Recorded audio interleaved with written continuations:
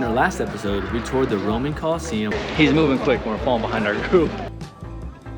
Palatine Hill, and the Forum before riding scooters around Rome. Woohoo! Win in Rome! Woo! We were exhausted, took a nap, and now we are back to finish the day with an afternoon tour of the Vatican.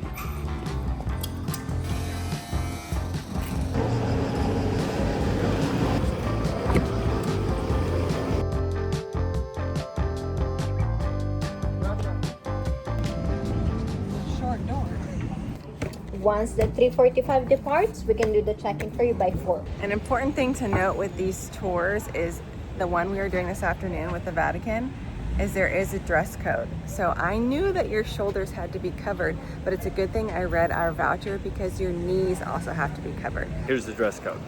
I had shorts on earlier today and thank goodness I checked because I had to change into something that covered my knees. I also had on a midriff that I was going to wear instead of this top, but that can't be worn either, so it's a good thing I brought this shirt. Super mini mart souvenirs. You know, my brother-in-law is a very good artist, and although I've been begging him for a watercolor painting of my dog that I have yet to get, maybe he'll paint me something like this so I don't have to purchase it. Okay, Carrie did find the souvenir she was looking for, and it is $3.50, and I think we can check in for our tour now. Our tour started with meeting our guide and receiving some information on the Vatican before we headed out. Upon entering, you can see statues of both Raphael and Michelangelo. The Vatican Museum on average sees about 18,000 visitors a day. Our first viewpoint was St. Peter's Basilica, which is believed to be the burial site of St. Peter, one of Jesus' apostles and the first pope. Unfortunately, due to time constraints, we were unable to visit today. Our guide gave an extensive overview of the Sistine Chapel because there is no filming or talking once inside. Next, we entered the Vatican's courtyard and were greeted with a bronze sculpture called Sphere Within a Sphere. The sculpture is often interpreted as a representation of the relationship between the human world and the divine. The inner sphere, with its intricate details, can be seen as a metaphor for the inner working of humanity, while the outer sphere symbolizes the larger, more encompassing world, and apparently our guide is allowed to turn it.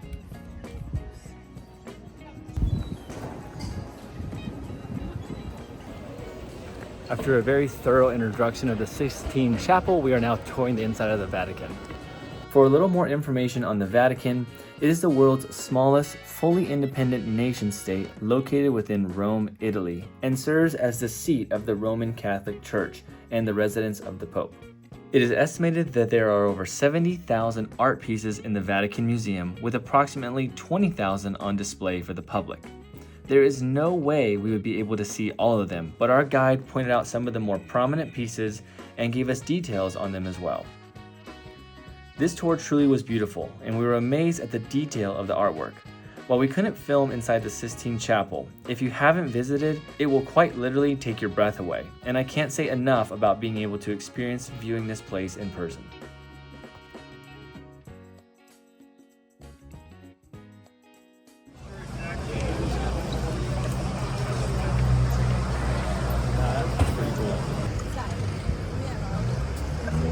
Okay, we just finished touring at the Vatican. We're waiting on our Uber.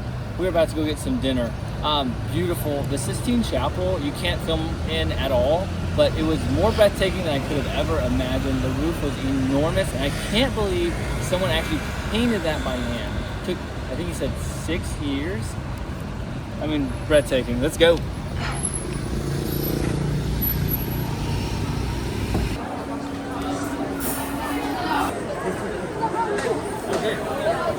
Waiting on a spicy salami. They're cooking a ton of gluten-free pizzas right now, so they said like 30 minutes. That gives us time for a gelato and Trevi Fountain. Let's go.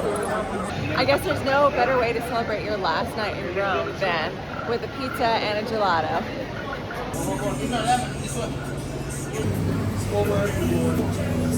What do I get? Strawberry and watermelon. I thought I got lemon last time, but this sounds better. It honestly looks like Mickey Mouse. This is better than Disneyland, but the lines are similar. Now follow me to the Trevi Fountain.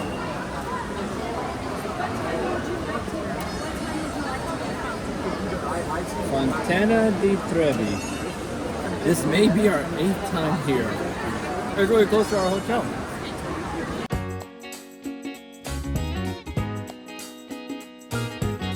So we probably picked the most packed time to visit this fountain. We knew it was going to be like this. We came for the pizza. This just happens to be a beautiful sight. And Carrie didn't want a gelato, but she kind of does. I can't eat it fast enough by myself. It just melts down the side.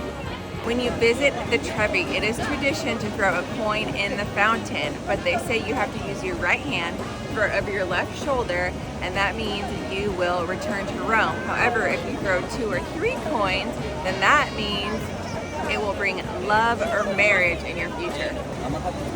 Fortunately, she's already married and madly in love.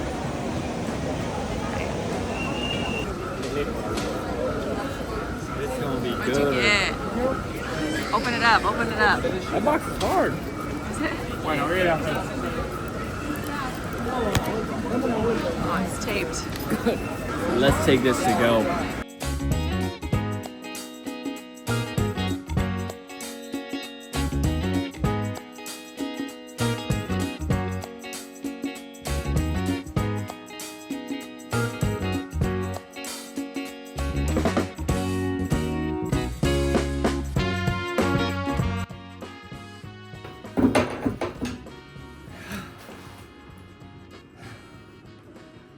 We did it. We made it. Tour of the Colosseum.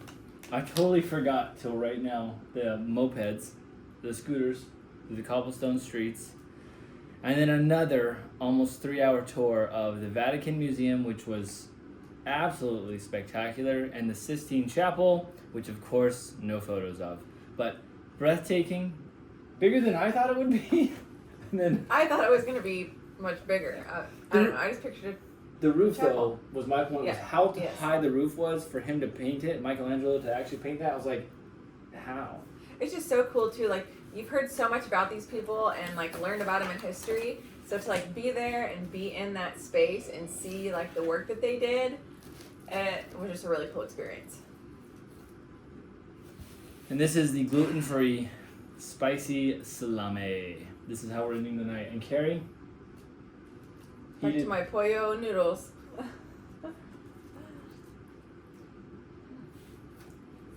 Rome's been great. We're not leaving Italy yet. We'll see you tomorrow for another day, where we take a high-speed rail.